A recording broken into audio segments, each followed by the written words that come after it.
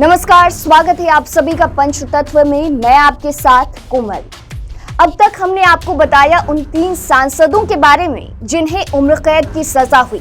तीनों बिहार के ही सांसद रहे। अब बात करेंगे चौथे सांसद की, जिनका ताल्लुक उत्तर प्रदेश से है और वे यूपी के पहले सांसद हैं जिन्हें उम्र कैद की सजा हुई। हम बात कर रहे हैं उत्तर प्रदेश की मछली शहर सीट से 2004 में सांसद बने बसपा के उमाकांत यादव की, जिन्हें उम्र कैद की सजा हुई।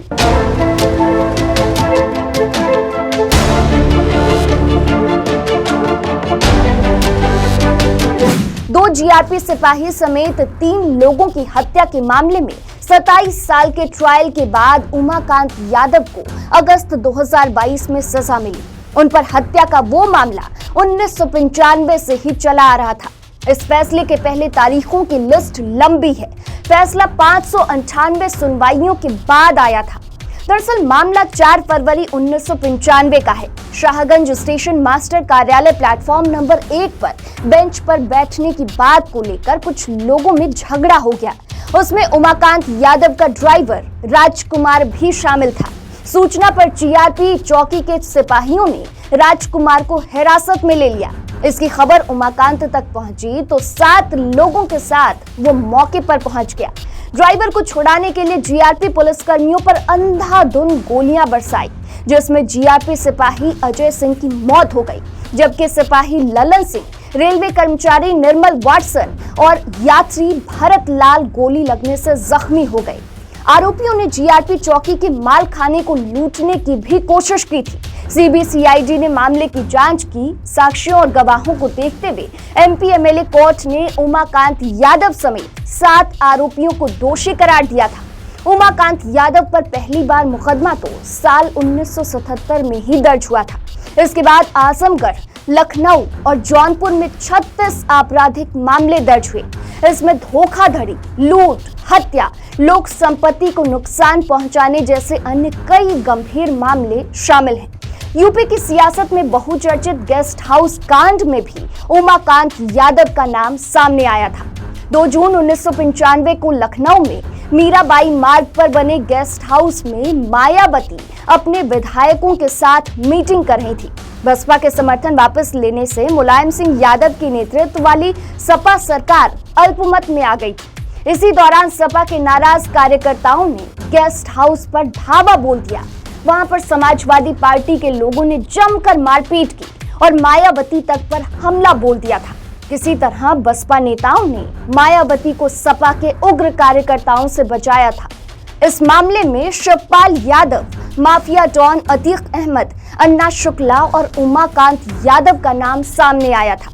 इसके बाद उमाकांत यादव बसपा से अलग हो गया और सपा के साथ चला गया। लेकिन उमाकांत यादव की जौनपुर की राजनीति में पकड़ को देखते हुए मायावती ने फिर से उसे बसपा में शामिल कराया। कुठन सीट से लगातार 3 बार विधायक और मछली शहर से 1 बार सांसद रहे उमाकांत यादव की पॉलिटिकल करियर शुरू होती है साल 1991 से, जब वह पहली बार बसपा के टिकट से कुठन विधानसभा सीट से, जो कि अब शाहगंज विधानसभा सीट है, वहां से चुनाव लड़ा और जीत हासिल की। इसके बाद वह 1993 में सपा और बसपा गठबंधन से दूसरी बार इसी सीट से विधायक चुना गया। इसके बाद 4 फरवरी 1995 को जीआरपी सिपाही हत्याकांड हुआ। हालांकि 1996 के चुनाव में सपा बसपा गठबंधन टूटने के बाद उमाकांत यादव बसपा का साथ छोड़कर समाजवादी पार्टी में चला गया और खुटन से सपा के ही टिकट पर विधायक बना। 2002 विधानसभा चुनाव में उमाकांत यादव ने बीजेपी और जेडीयू गठबंधन से खुटन से चुनाव लड़ा था, लेकिन बीएसपी प्रत्याशी शैलेंद्र यादव ललई से हार गया। साल 2004 लोकसभा चुनाव में उमाकांत यादव जेल में बंद रहते हुए फिर से मछली शहर सीट से बसपा के टिकट पर चुनाव लड़ा और बीजेपी अध्यक्ष केसरीनाथ त्रिपाठी को हराकर संसद पहुंचा। यूपी में 2007 में मायावती की सरकार बनी। उस वक्त उमाकांत यादव मछली शहर से ही सांसद था। इस दौरान उस पर एक महिला का घर कब्जा करने का आरोप लगा, जिसमें वह फरार चल रहा था। इसके बाद यूपी की तत्कालीन मुख्यमंत्री मायावती ने उमाकांत यादव को सीएम आवास पर मिलने के लिए बुलाया। उमाकांत यादव जब सीएम आवास पर मिलने गया तो आवास के बाहर ही मायावती ने जमीन कब्जा करने के आरोप में उमाकांत यादव को गिरफ्तार करवा दिया। इस घटना के बाद मायावती की बाहुबलियों पर कार्रवाई को लेकर छवि मजबूत हुई।